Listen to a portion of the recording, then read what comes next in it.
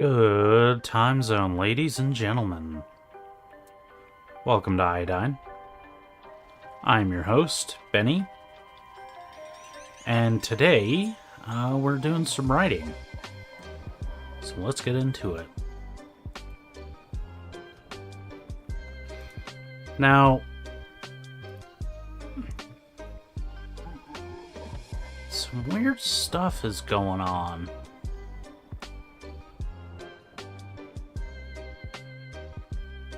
Huh.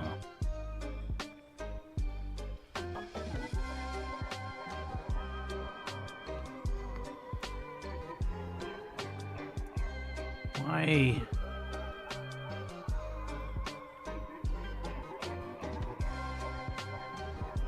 Noted.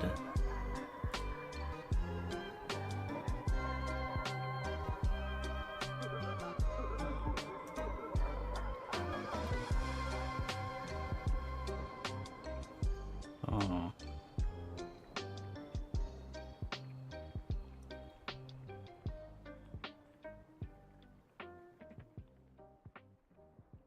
What is going on? Is this my Patreon?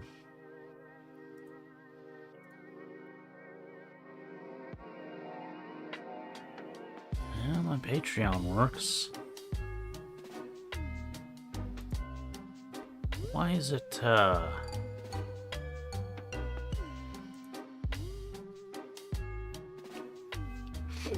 Oh, they changed up the articles in World Manager.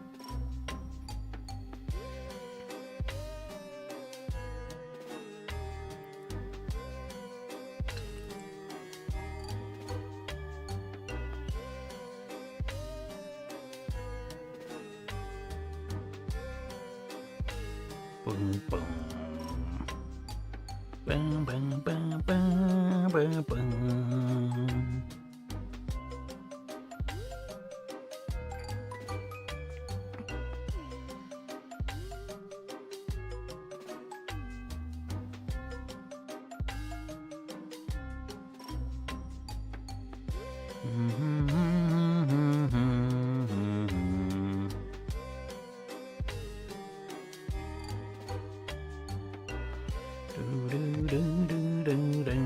Wow, wow, wow, wow, wow, wow, wow.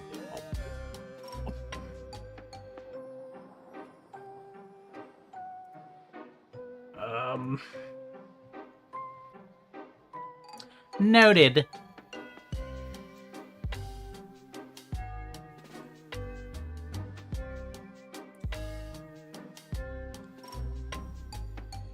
Boo, boo, boo, boo, boo, boo, boo, boo.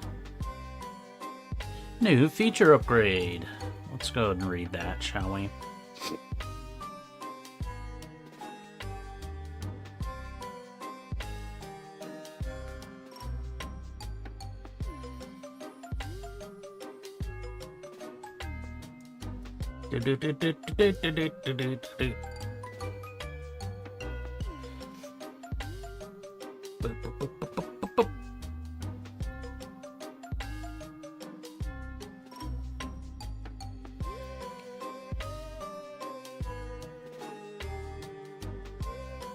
Delighted to announce another 2 massive feature upgrades that will make your world building life infinitely easier. A new articles category. Articles and categories manager, which also makes the whole page even easier. And a brand new world dashboard. The new interface is immeasurably improved. See below, our community has told us so. But will still look and feel familiar to seasoned World Anvil users. This blog goes through the new features you can enjoy. A brand new dashboard. New and improved articles in World Manager.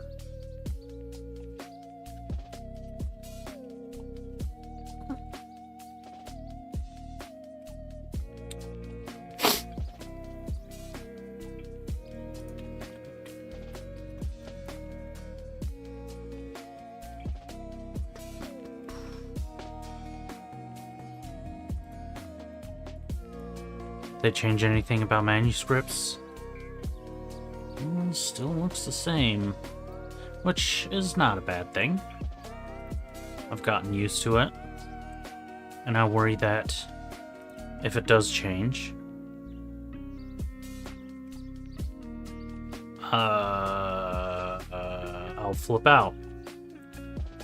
Okay, well, Chapter 17 is done. It is done, bro.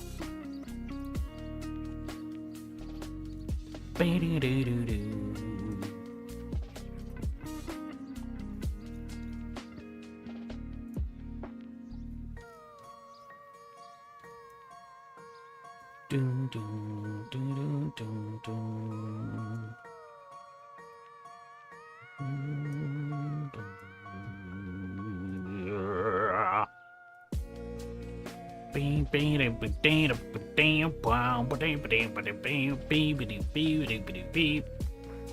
Alright, new folder.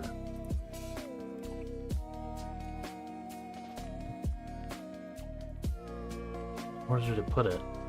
Oh, right there.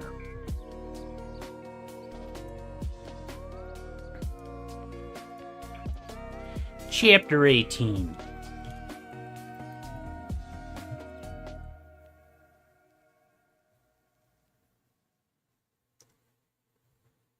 Okay, chapter's layout.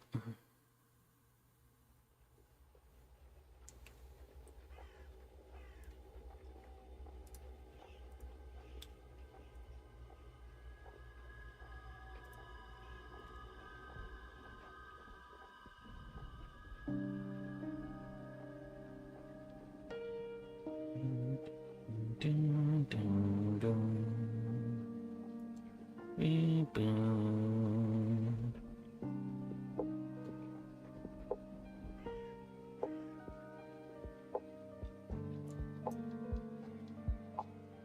Ooh. Things are starting to heat up for Naomi in the third act.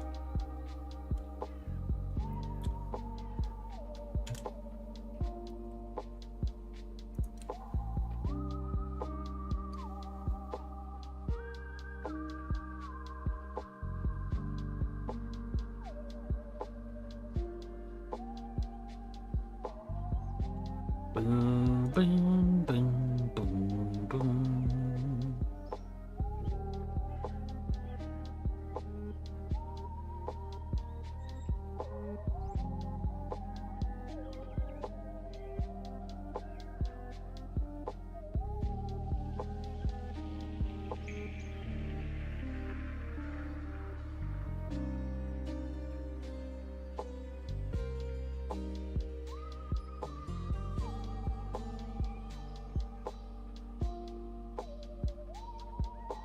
Boo, boo, boo. What am I doing here? Let's copy all of this.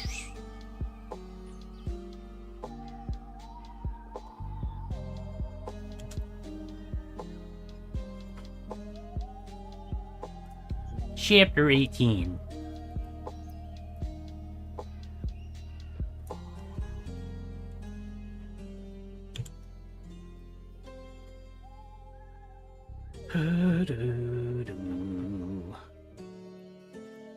All right, new. I think I just do that. I'll add a scene. Did it add it to chapter 18? Nay. Scene 1.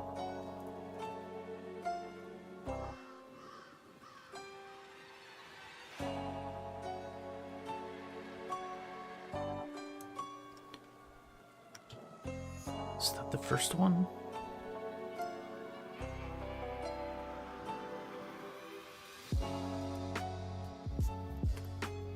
Boom. Boo, boo, boo, boo, boo. Scene 2. Scene the second.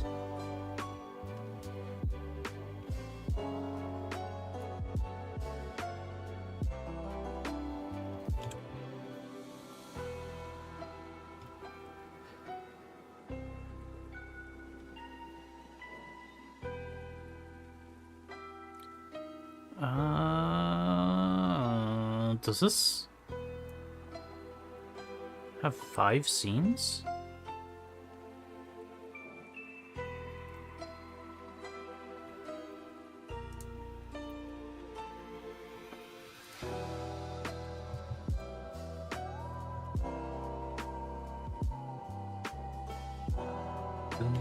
Dun, dun, dun.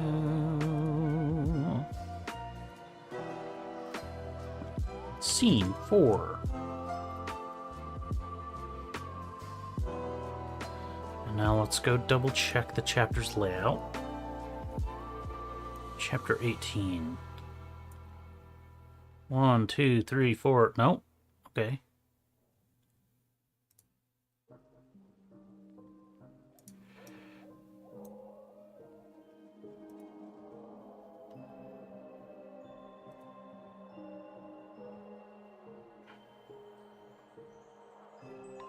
Sweet. Sweet. Sweet.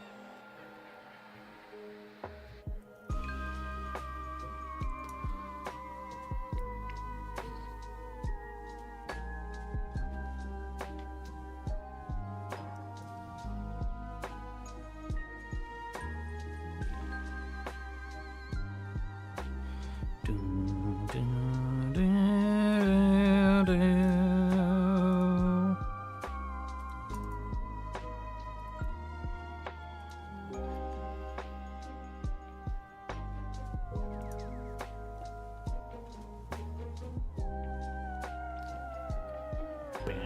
Wow.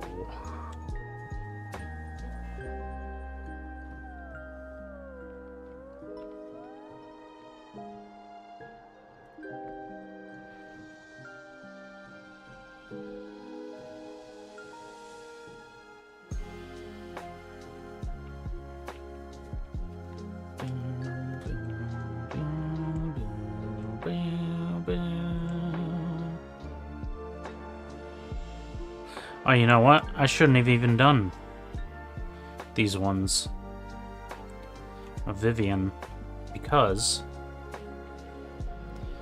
I'm not doing Vivian anymore. We're back to Naomi.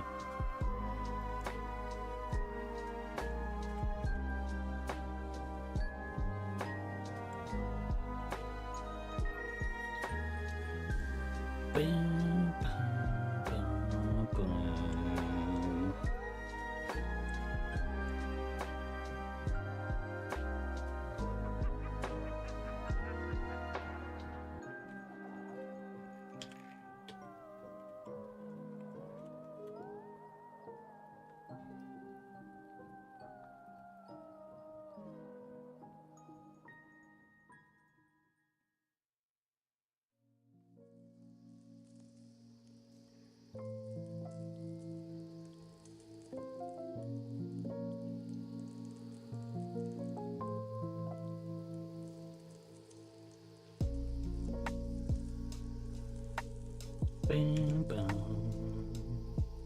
Boom, boom, boom.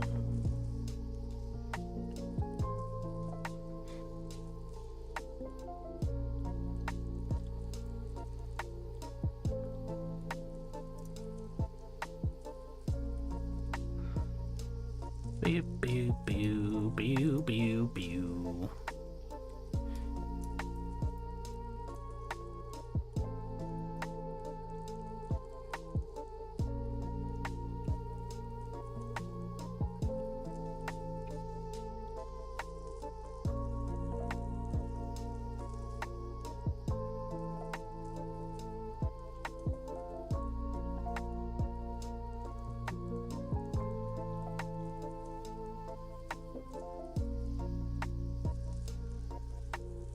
Dun, dun, dun, dun, dun.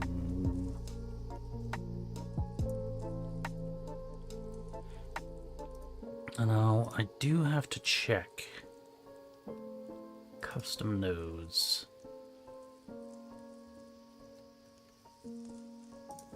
Comfy UI, dynamic prompts, wildcards, characters, hopeless.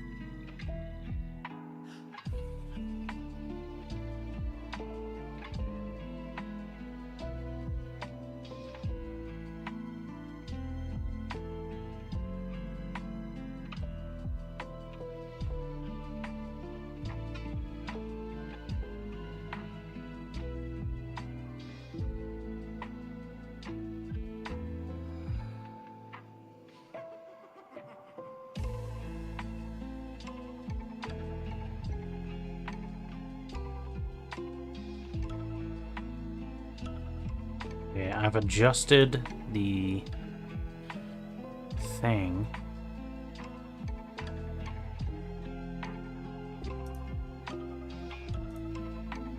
How do I refresh the node library? Like this? And then I'm gonna just pop Naomi back in there.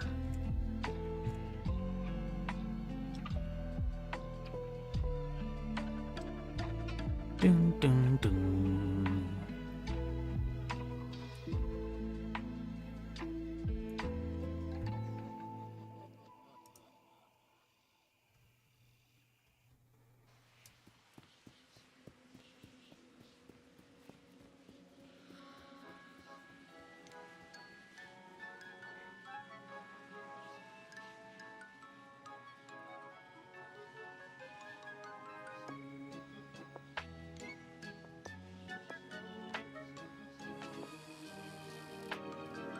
Dun, dun, dun, dun.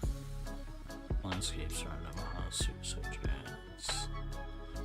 Oh, oh no, no.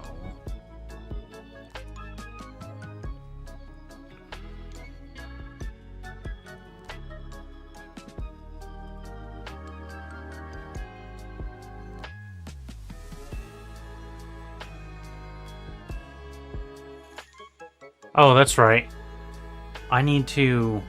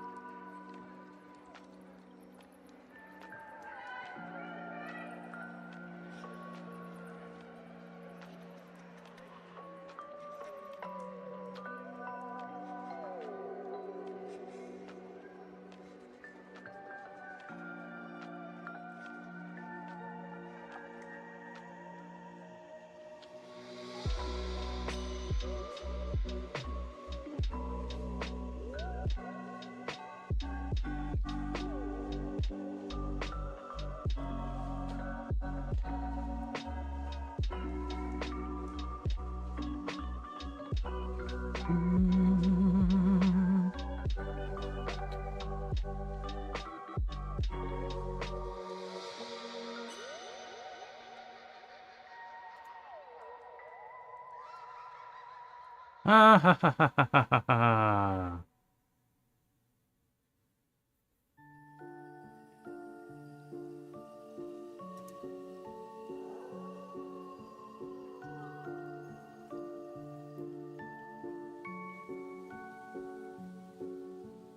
Boo,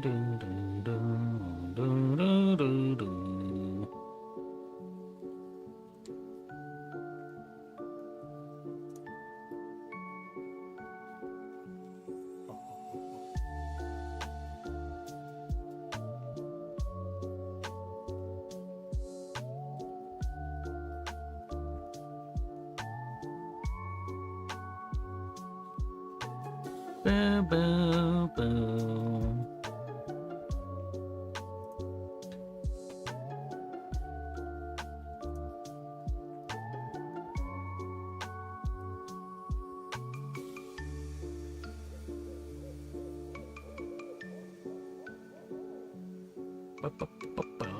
Bow.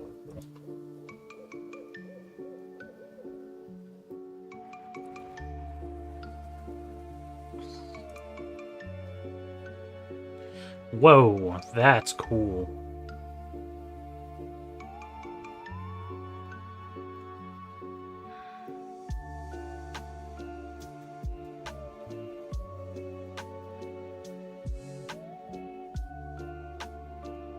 Whoa, that's sexy.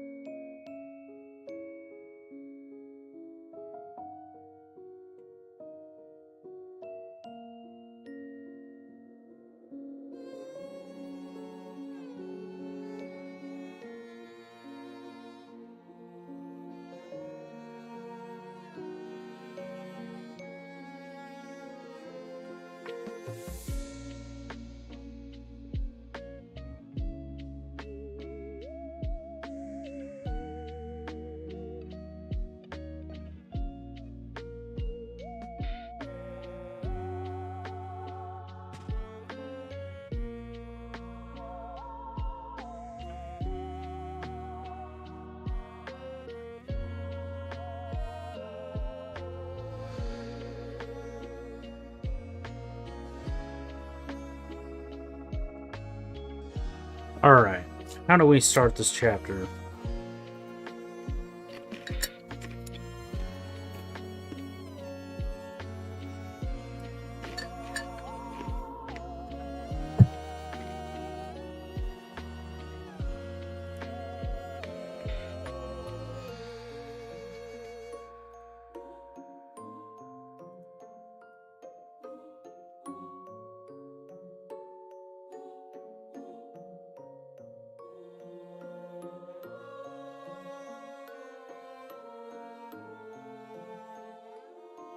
The sky was the color of a television tuned to a dead channel.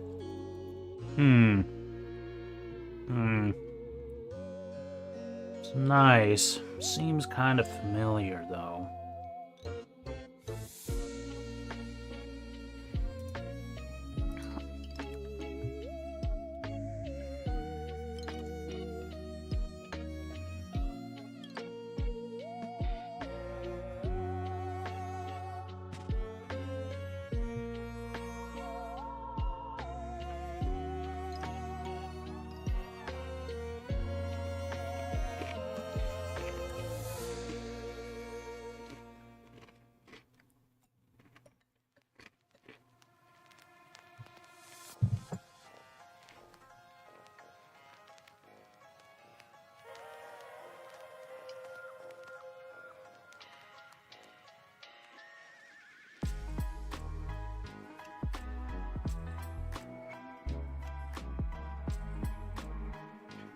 Do-do-do-do.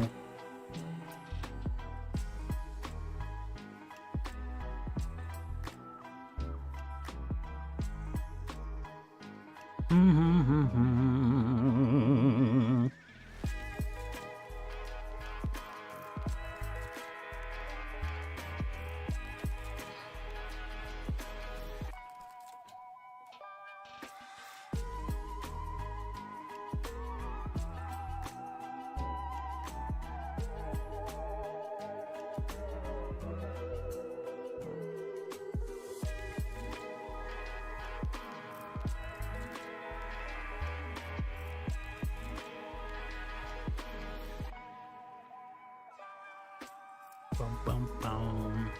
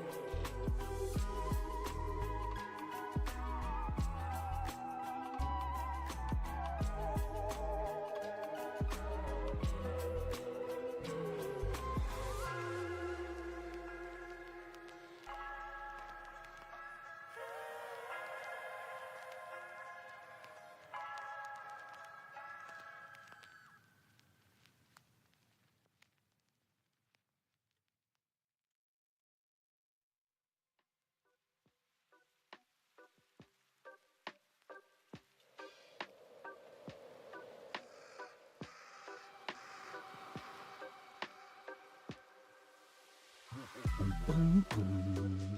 Boo, boo, boo, boo, boo, boo.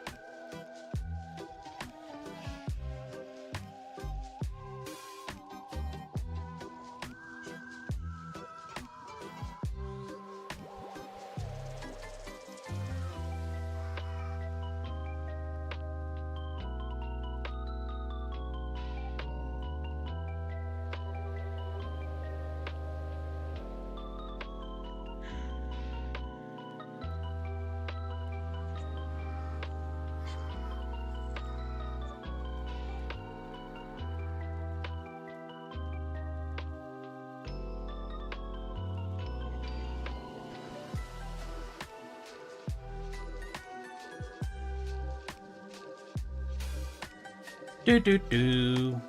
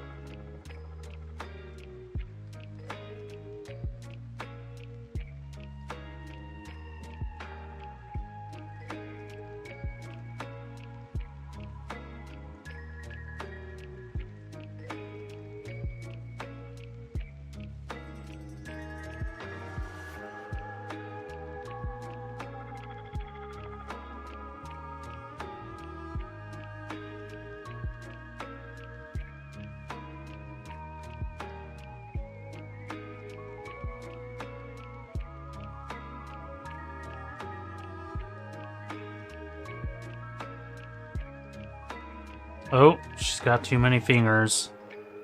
That means that one's gone. Ah, I really like that one. It's fine.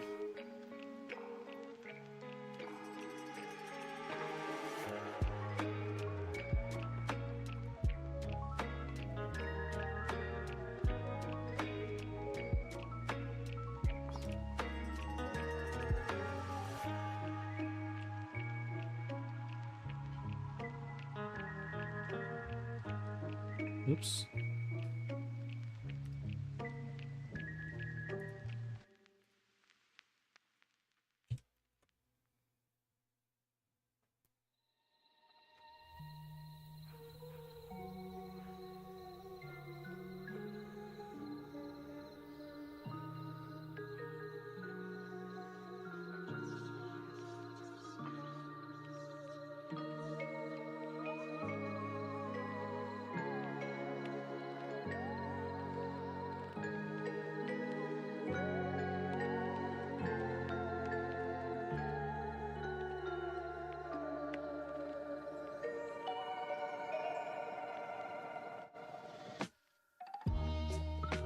Oh, that's one thing I really need to do.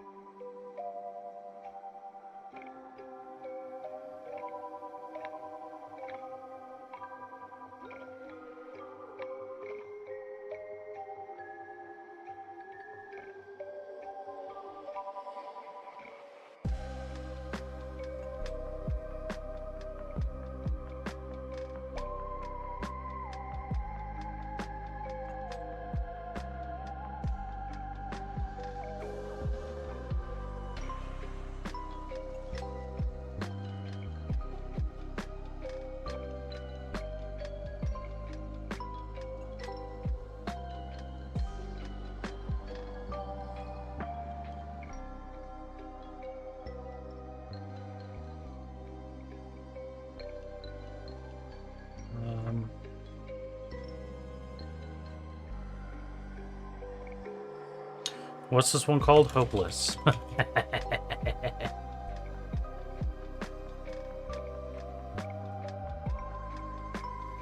This is chapter 15.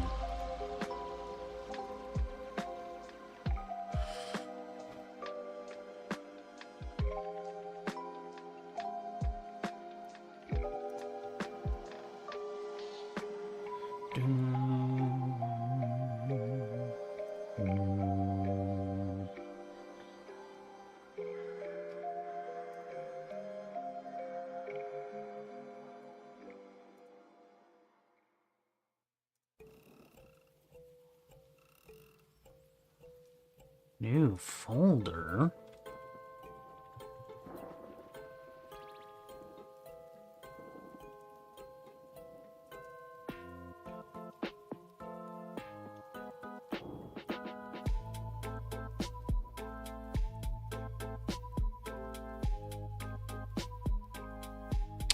Well, I probably should have. It's fine.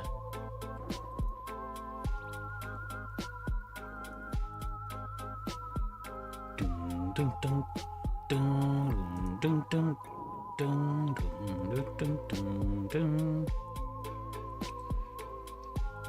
Do do do do.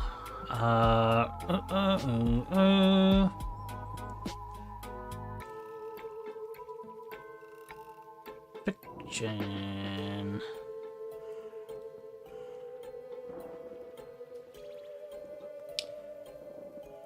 Hopeless.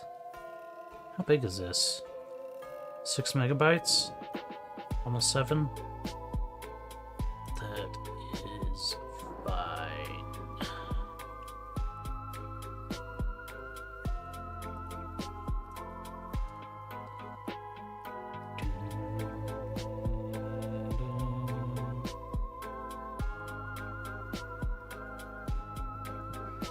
Can I just open this in, like,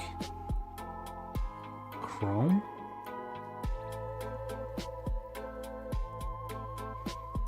I can. Alright. So here's chapter... This is the chapter that's just before my current chapter. Aesthetic acclimation assessments, but there wasn't much discussion between Dr. Ibrahim and Takahashi regarding Naomi's prosthetic acclimation assessments, but the implications were there. The woman was passing all of the assessments with flying colors.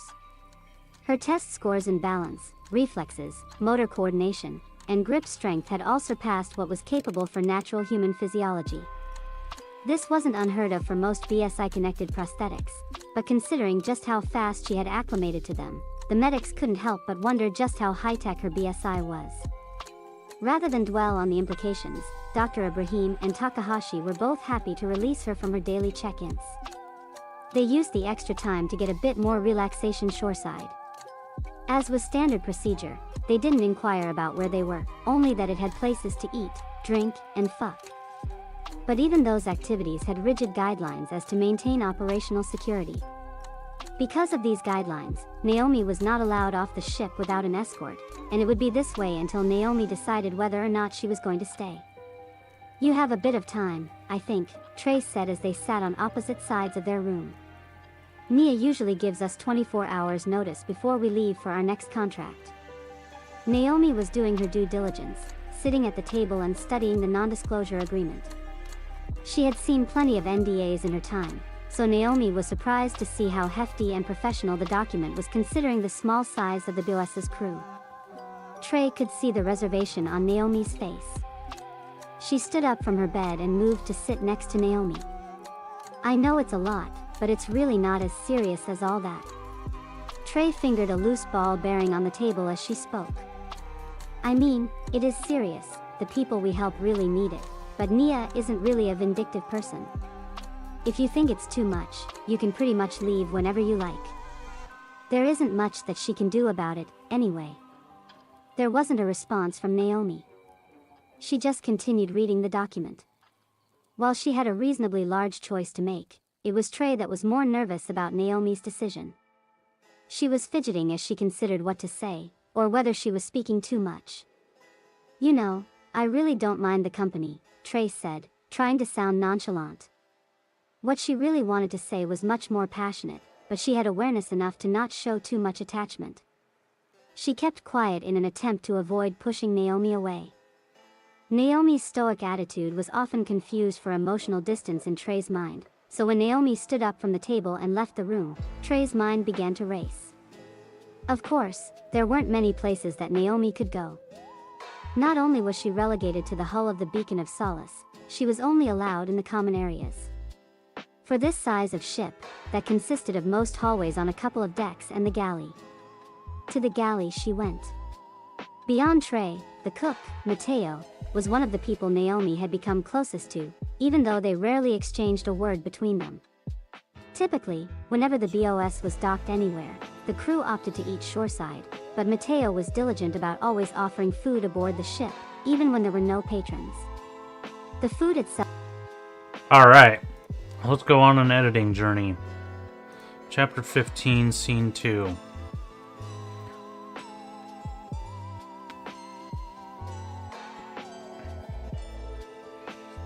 Scene 1.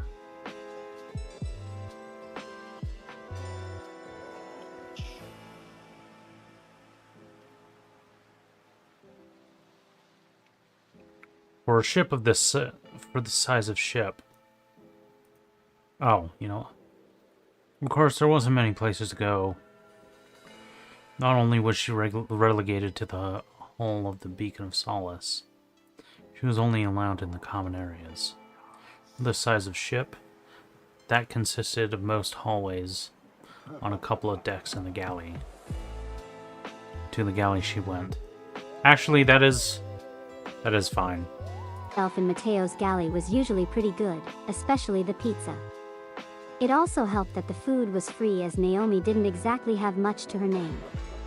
When a slice of Chicago-style pizza slid in front of her, she wasn't expecting the format of the cheese under the sauce, but didn't hesitate to dive in. There was little reaction to the flavor, but the subtle closing of the eyes and reduced length of chewing before a fresh bite were noticed and appreciated by Mateo. He gave a subtle nod before returning to the kitchen. As Naomi enjoyed the rest of the slice, she was visited by the captain, who took a seat at the stool next to her. Mateo dropped another slice in front of her. "Thanks, Matt," Nia said. Matt nodded and returned to the kitchen. "Fancy seeing you here." Nia chuckled, as they were the only two who consistently ate in the galley. "I heard you were getting pretty good with those prosthetics. I know you might not be done going through the NDA and stuff or made any decision, but if you do decide to stay, I can offer you a range of work aboard the ship, mostly support roles for medical or engineering even, if you want to stick close to Trey." "How is she?" Naomi asked. Nia took a bite of her pizza, the Chicago format catching her off guard. She also wasn't expecting a response from Naomi. "What was that?" "Trey," Naomi clarified. "What's she like?" "I'd think after the past few weeks spending so much time with her, you would probably know a bit more than I do."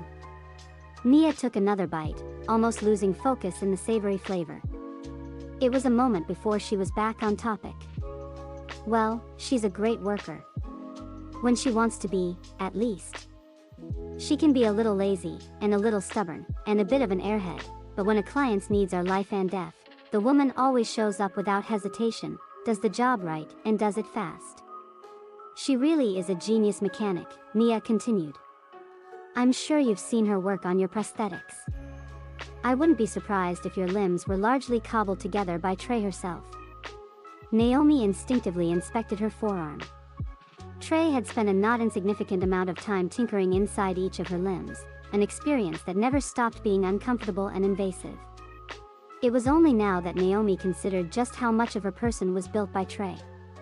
Trey had a tendency to brag about certain things, like how good she is at a video game or her own personal style, neither of which were anything to write home about, but Naomi had never heard her mention building her very limbs. It was a kind of modesty that was endearing to Naomi. "Why does she do it?" Naomi asked. "I'd like to think that just the prospect of being able to help people in need is reason enough." Nia was partly joking. "Sure, but I don't suspect many people get past the idea of disappearing from society without a more specific reason." "That's fair," Nia said, "but for Trey, I do think it is more about helping people than hiding from the world. She was doing that even before I met her. That's actually how I met her, in fact." She took a couple more bites. "I believe she said she lost her arm to a landmine." "That's right. A few years ago, the boss was providing medical aid in a conflict zone that the aggressor had covered in mines. Trey was also there, building and maintaining minesweepers and the like. There's really not much more to it. She fell on a mine and we were there to help her. We offered her a position, much the way we are with you, and she decided to stay. She's been a part of our family ever since." "I see," Naomi said. Already, it was the most that Naomi had spoken to Nia, or anyone other than Trey, since she had come aboard the ship. She wasn't sure whether it was the pizza, but her walls were coming down, and Nia could see it. Naomi continued. "Do you know much about her before she joined?" "Not really, but that's by design," Nia said. "Beyond doing everything we can to stay off interstellar radar, most people here don't care to talk much about their lives beforehand." The two were silent for a moment as they finished their slices. Mateo quickly arrived to offer another slice, to which Nia refused. As Naomi dug into her next slice, Nia stood up from her seat and continued. I imagine she's here to get away from something, much like the rest of the crew. She walked to the galley's entry and turned back to Naomi just before leaving. And I don't think it's working. Often, when her mind wandered to topics she was uncomfortable with, Trey would do whatever she could to distract herself. For whatever reason, the endless stream of content being pumped directly into her brain from the internet wasn't enough to keep her unfocused, so she fell back on a pastime that always seemed to calm her since she was a little girl. Trey tinkered with some of the spare parts laying around her room, attaching them together, and powering the useless machine to watch it flop and flail around on the table. Even this favored pastime wasn't enough to keep Trey's mind occupied. She couldn't help but think about Naomi. It had been a long time since Trey had gotten attached to somebody like this. Most of her encounters for the past several years had been entirely sexual. It wasn't this way with Naomi. Of course, Trey still found her quite attractive, despite all the damage her captor did to her, but she knew that the damage done was much deeper than the surface. Getting close to her was a challenge, but it was a challenge that attracted Trey. Perhaps that's why she was so attached. Trey loved solving puzzles, and she really wanted to solve this one. That made it much harder for her to handle the idea that Naomi might not come back. She wondered whether she should go after her, to fight harder to convince to stay. But Trey couldn't think of anything she hadn't said already, except for maybe...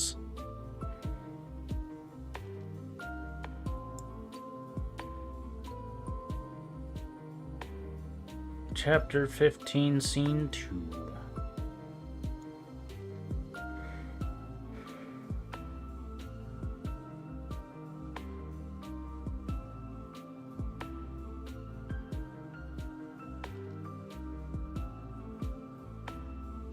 To find harder to convince her to stay.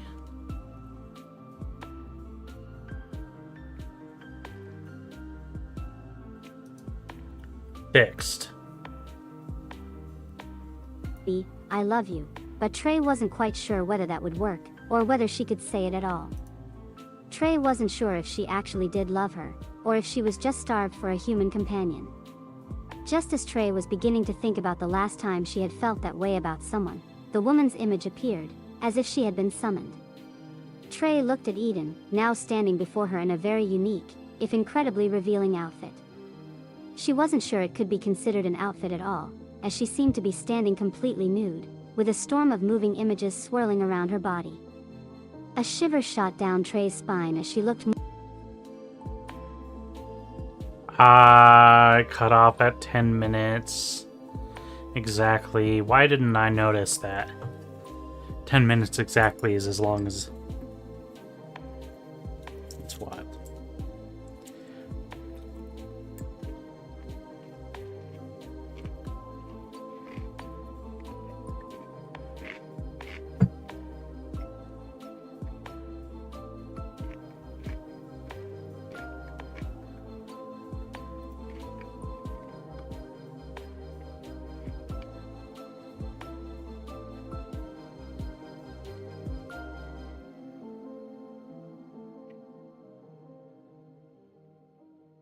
Hey, ma'am. Yeah, I'll be on for another hour.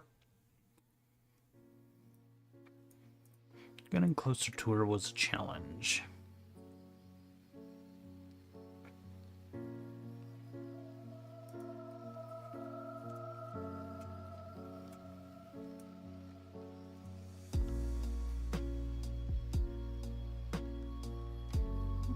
I'm doing alright, man. I'm doing alright. Thank you. And how are you doing, man?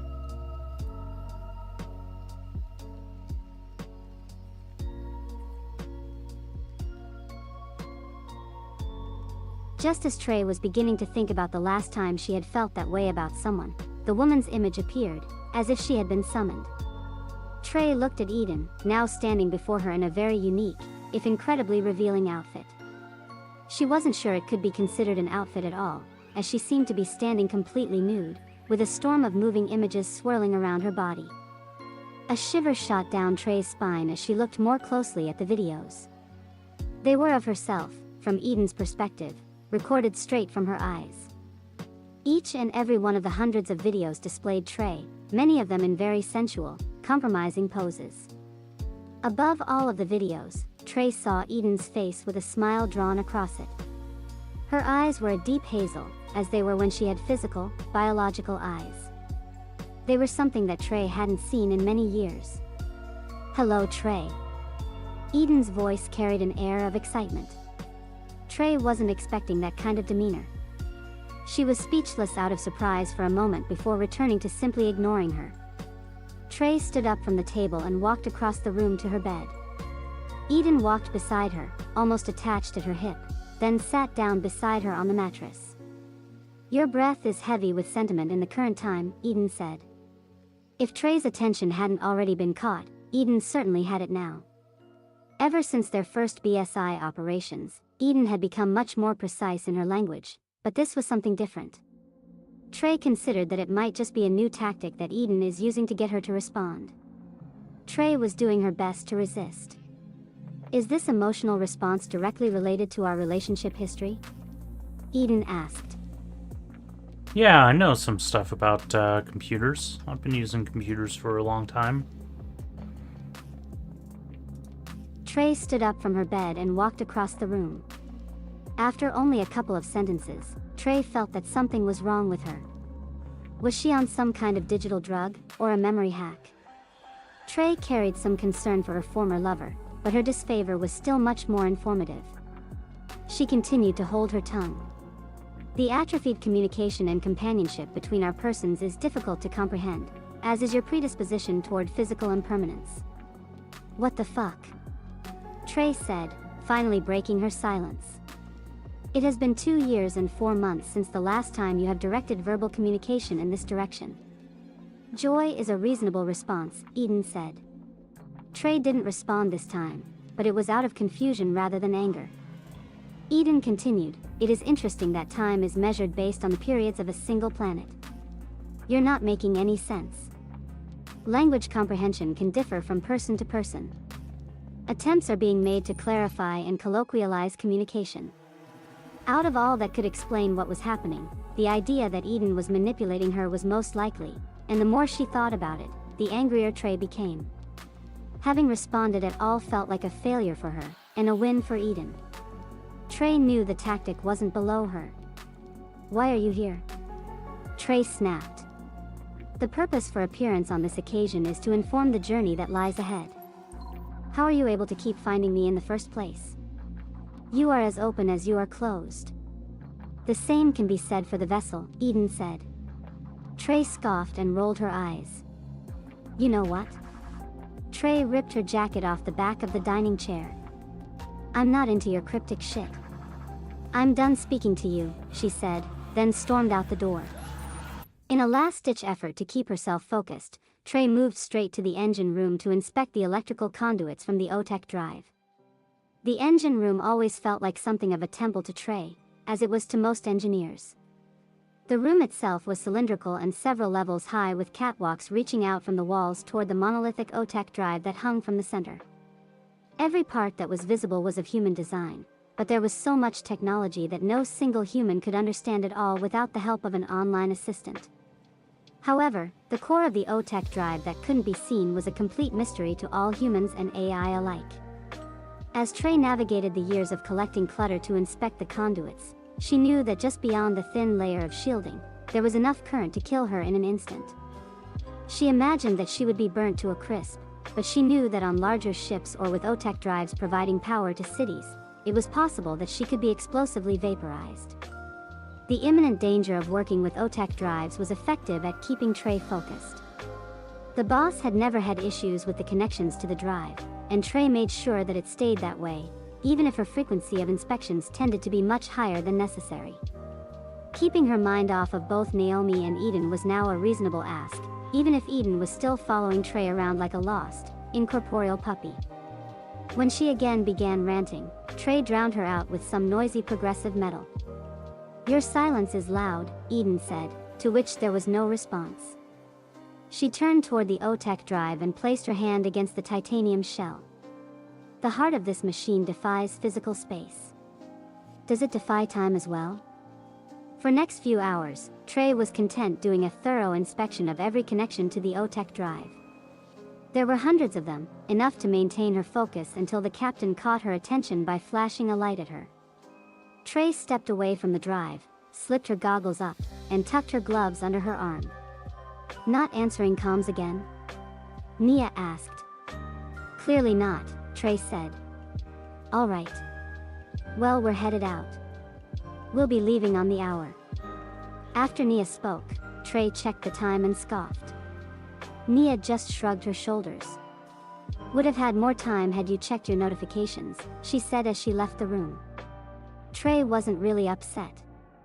She didn't need anything from shore, she was only irritated by such short notice. She returned to the inspection right up until the order was given to spin up the drive.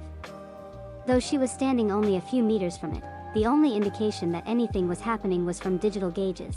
The OTEC drive itself emitted no sound, light, or anything else that could be physically detected.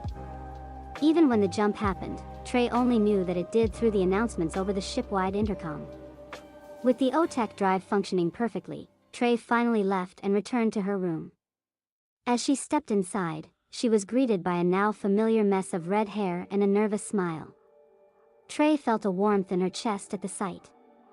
Hey, Rumi, Naomi said. Cool. Alright, let's check out this, Ryzen 5 5500.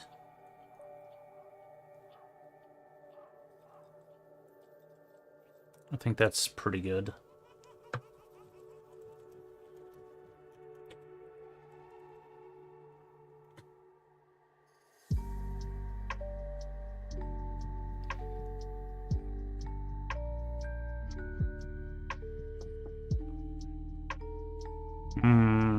According to this, the Ryzen 5 isn't great for game performance. But I wonder if it's still even better than mine. 9900K.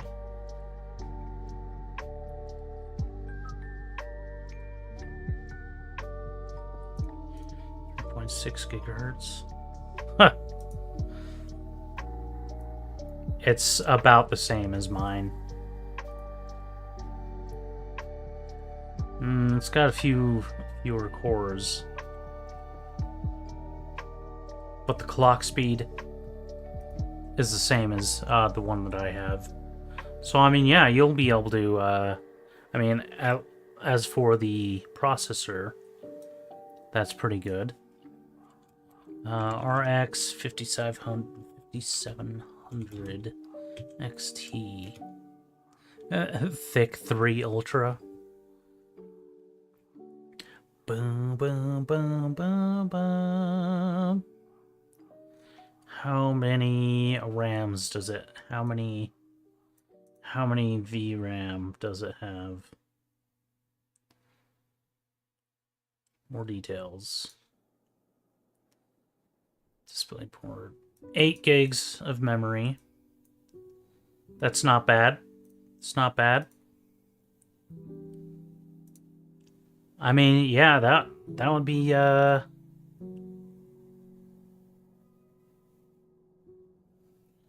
This guy says that the 5700 XT can do Battlefield 6. Can do it well. So, based on just the processor and the graphics card, that's pretty good. 16 gigabytes RAM, DDR4. That's not bad.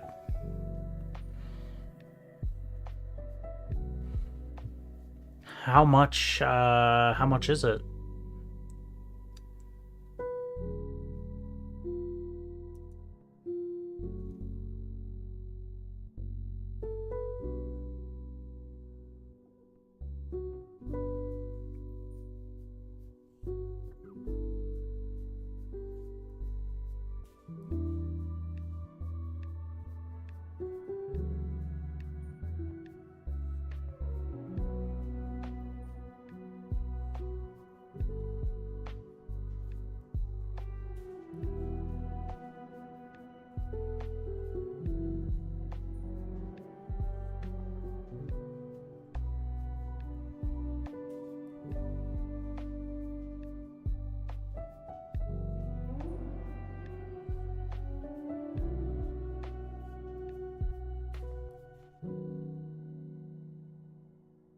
Mm-hmm.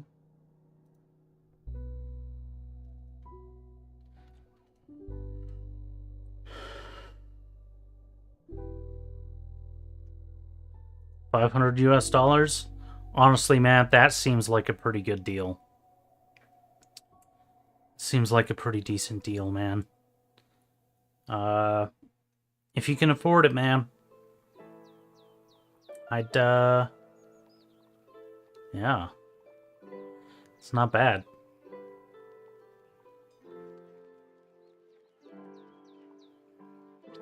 I'm sure you'll be able to stream on it and play games.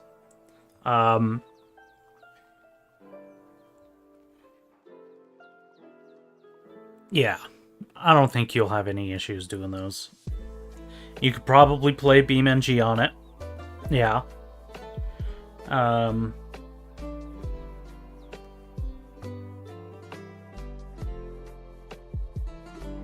I mean, that's a pretty modern PC.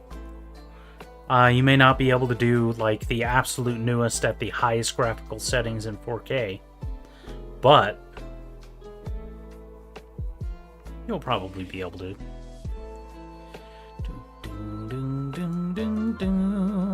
Let's see.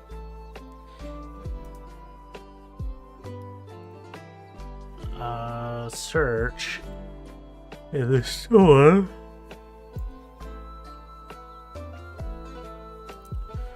Beam and G.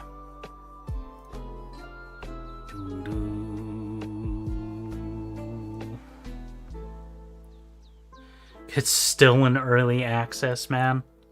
Come on, guys.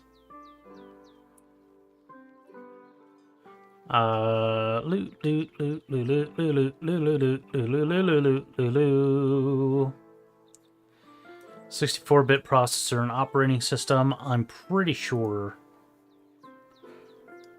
the Ryzen 5 is at least 64-bit.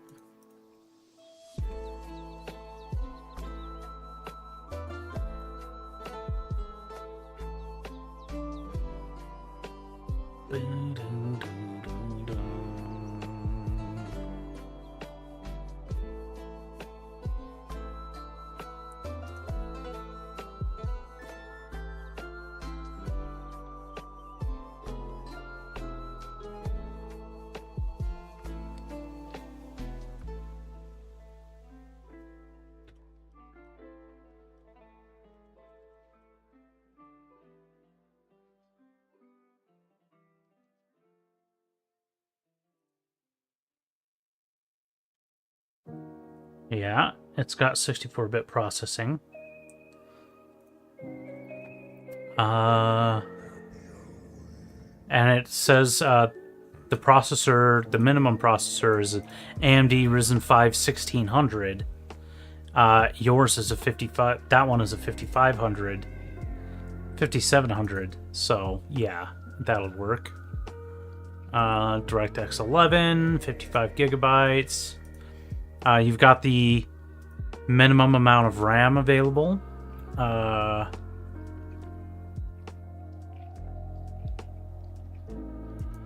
Well, it's got a solid state drive, 500 gigabytes, 16 gigabytes of RAM, and the graphics processor, AMD Radeon RX 570.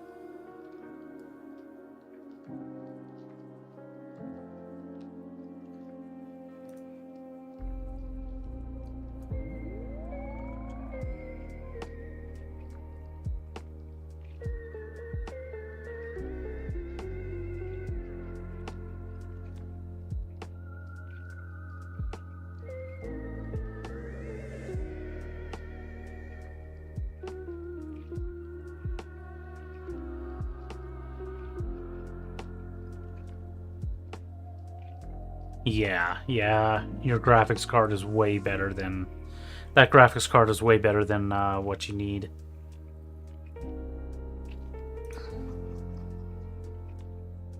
Yeah, that processor, that computer you showed me definitely can do BeamNG.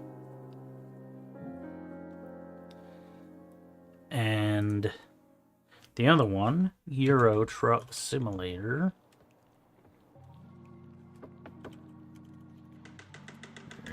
Euro Truck Simulator 2. Let's see what this requires, huh?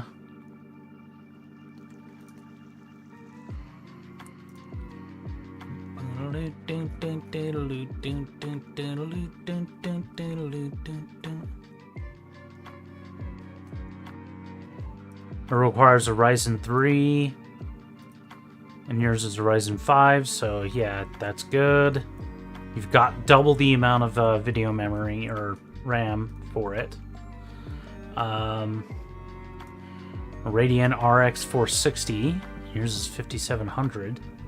Yeah. Dude, yeah. You'll be able to crush Euro Truck Simulator, dude. Like, BeamNG seems to even have higher requirements than Euro Truck Simulator does. What the hell? Where is this guy driving through? Oh, he's got a special, like, Halloween style trailer.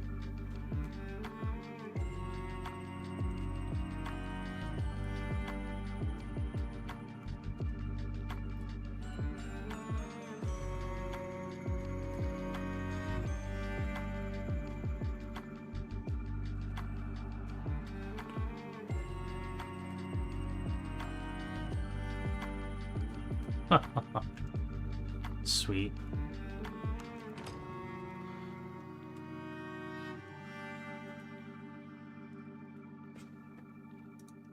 Yeah, man. That seems like a pretty good deal, man.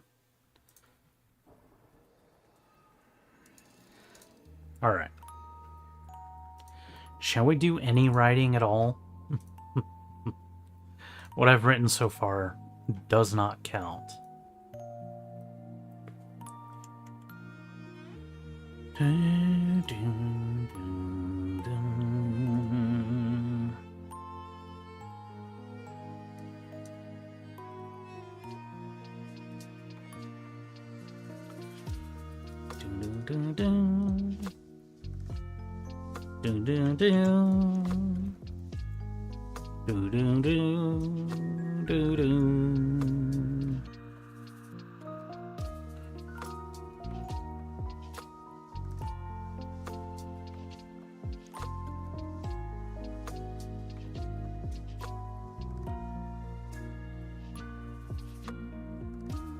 The ship provides the colony with much needed medical and mechanical assistance.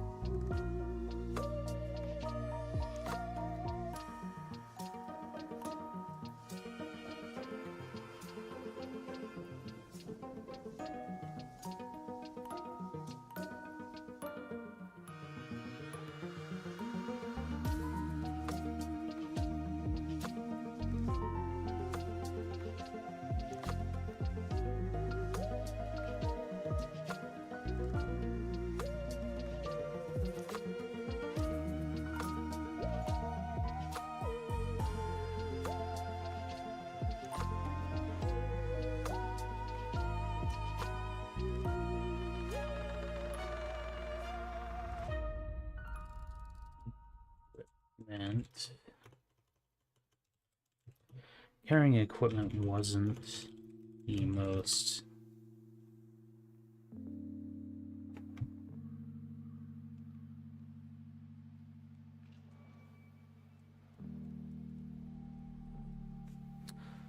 luxurious of jobs.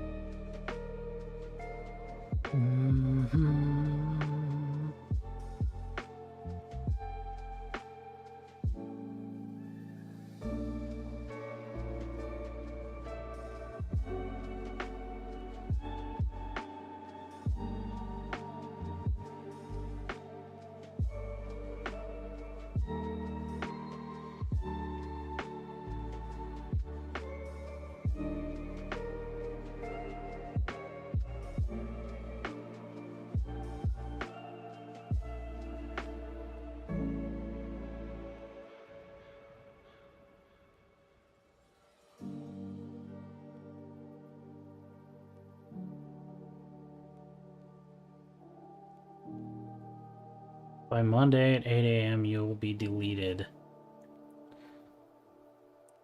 How much you want to bet?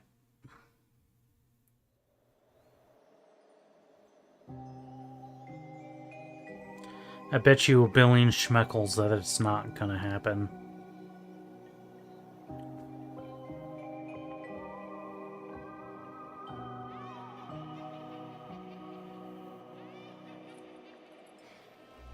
Ooh, I have not seen Heather's yet. I know of it. I'm colloquially familiar with it.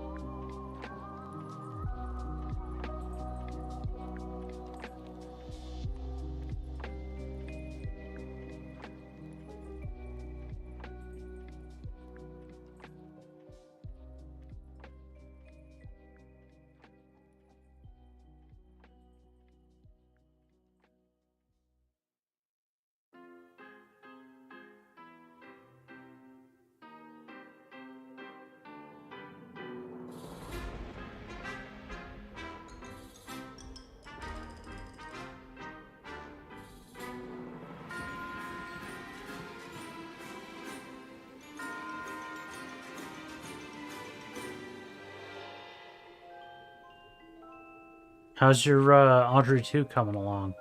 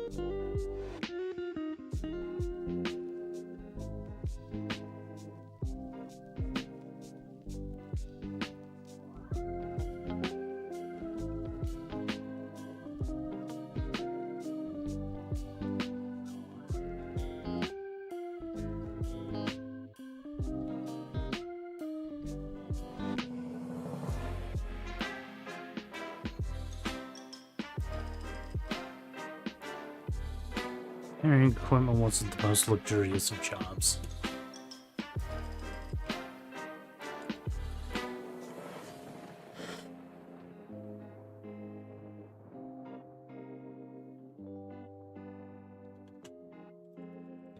But Naomi wasn't.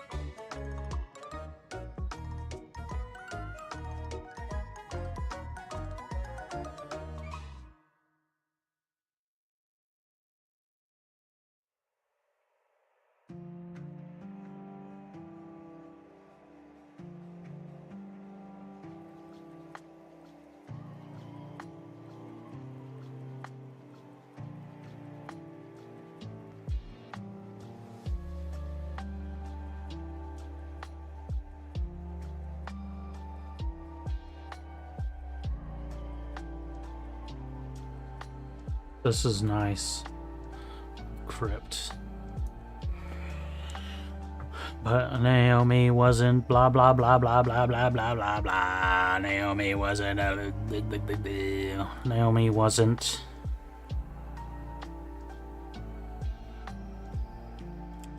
opposed to it.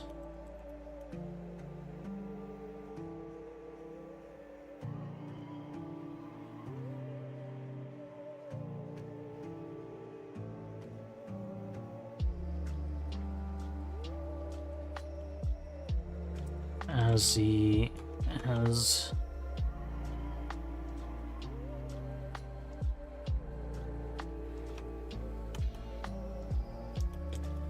it was a great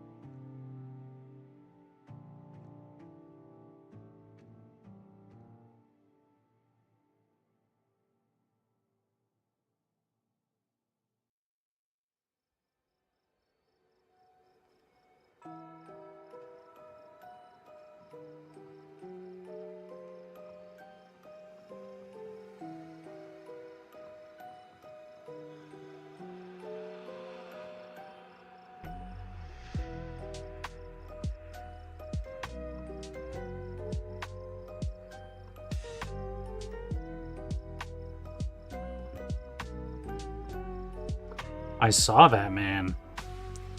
You got your ship wrecked.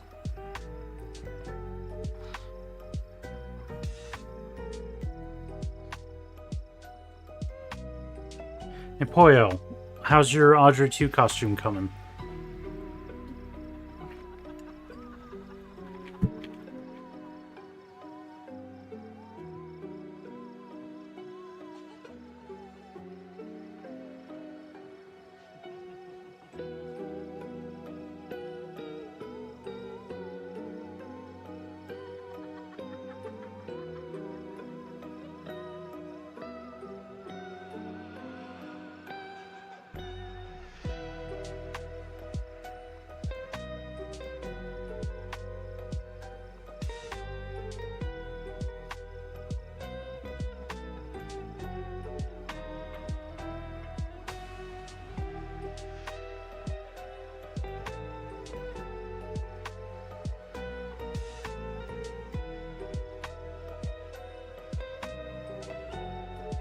It was a great test.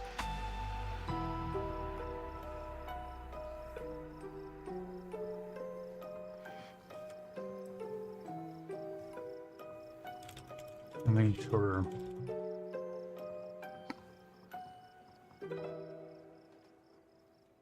her limbs were well seated, attached to her trunk.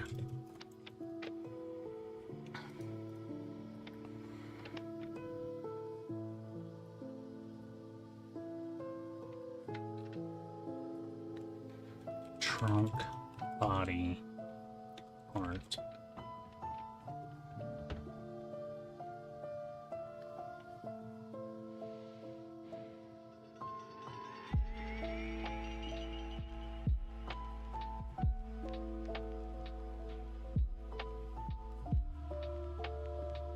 I don't like the word trunk.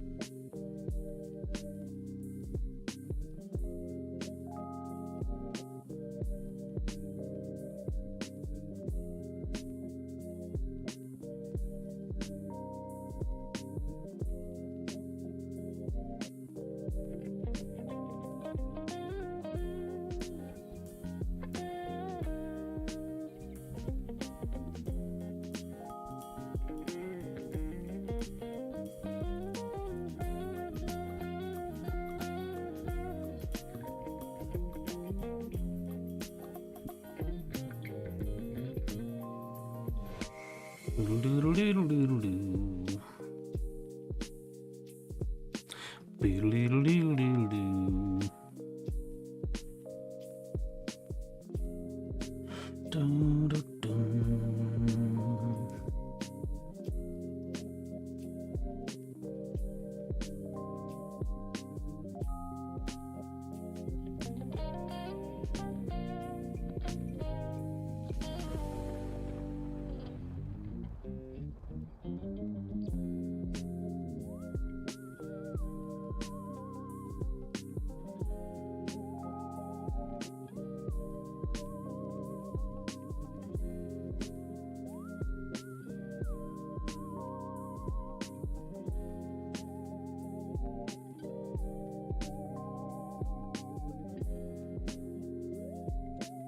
Your ship's looking a little worse for wear, Batman.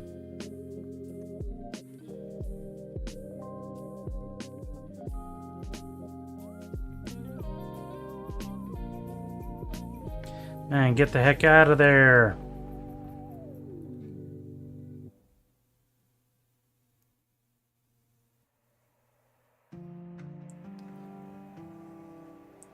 Run, Nathan.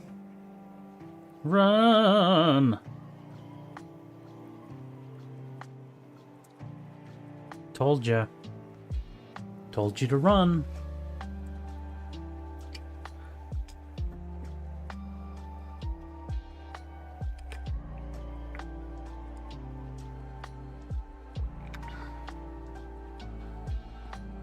Bow, bow, bow, bow.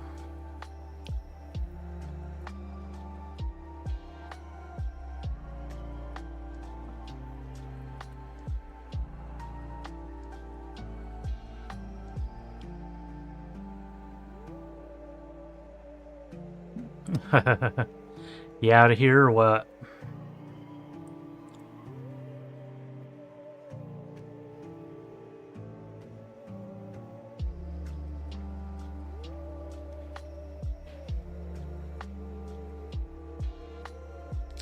Have a good night, man. Welcome back. I'll probably catch you tomorrow.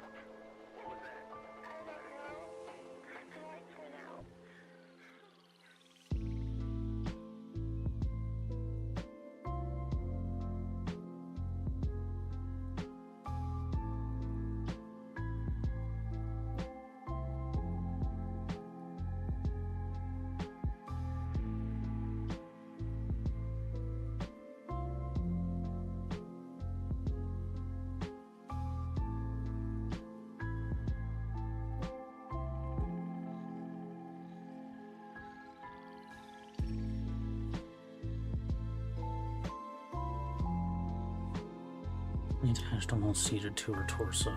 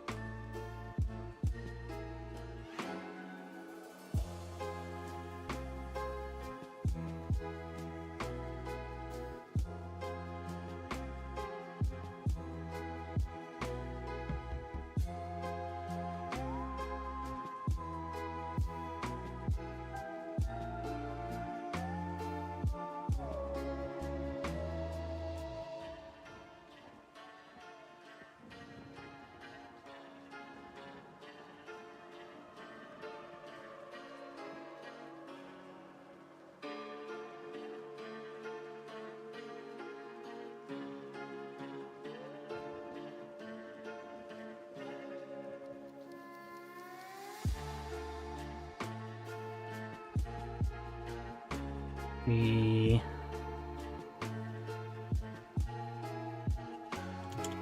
challenged herself to carry as much as was able.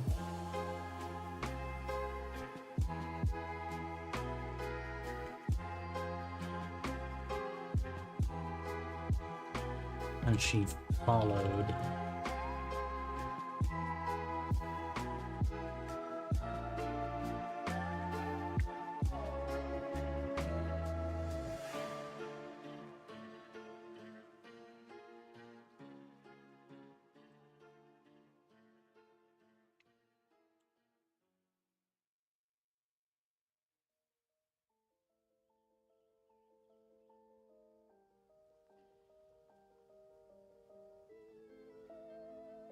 She followed Trey.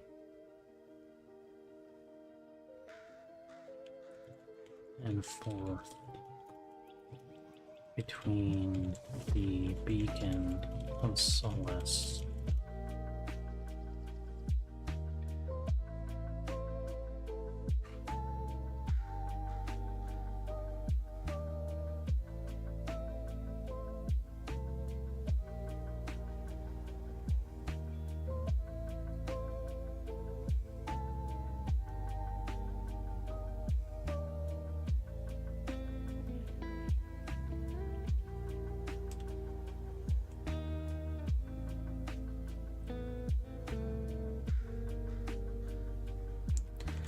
the medical name.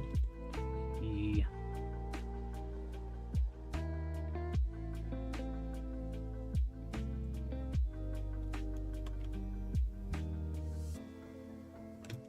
and it's science post.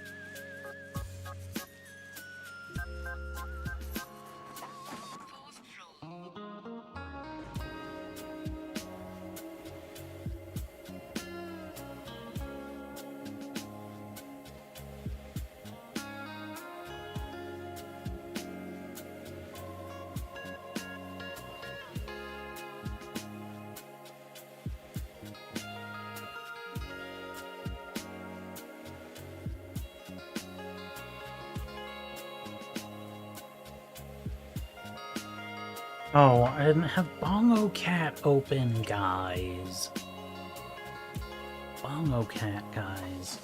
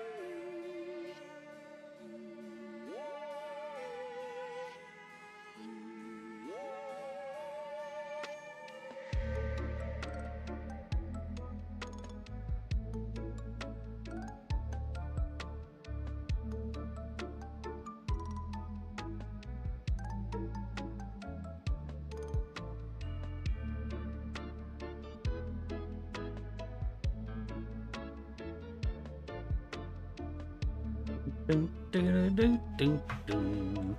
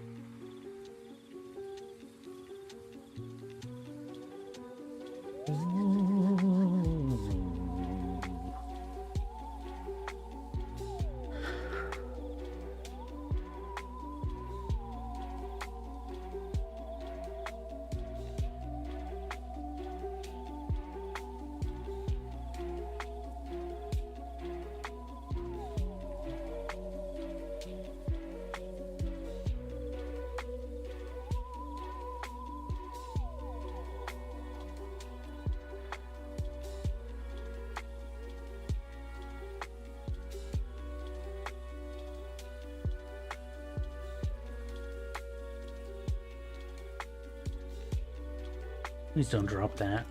Ray said.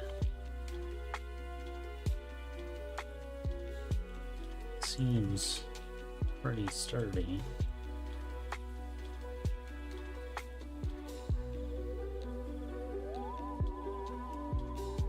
Now we responded.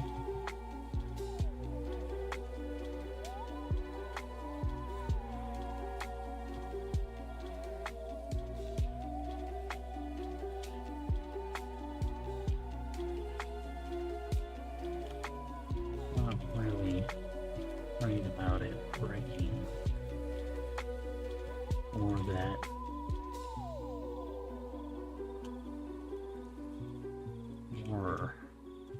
concerned landing on.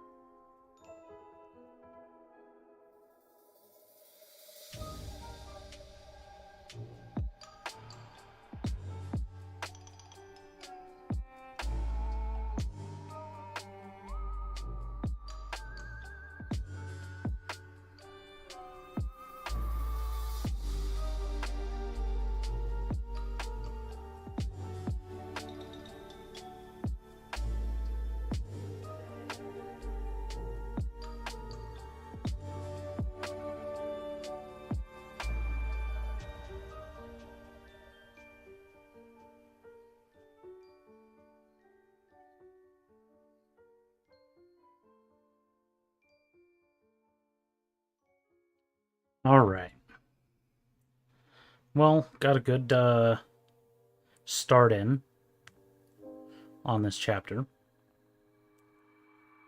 So I am going to go ahead and call it. I want to thank everybody for watching. I really appreciate it. If you are on YouTube, make sure to like and subscribe. And check out patreon.com/BennyKill709 or buymeacoffee.com/BennyKill709. Either of these places will allow you to support me, BennyKill709, or whatever the heck it is that I do here. Thanks for watching. I hope you have a good rest of your time zone.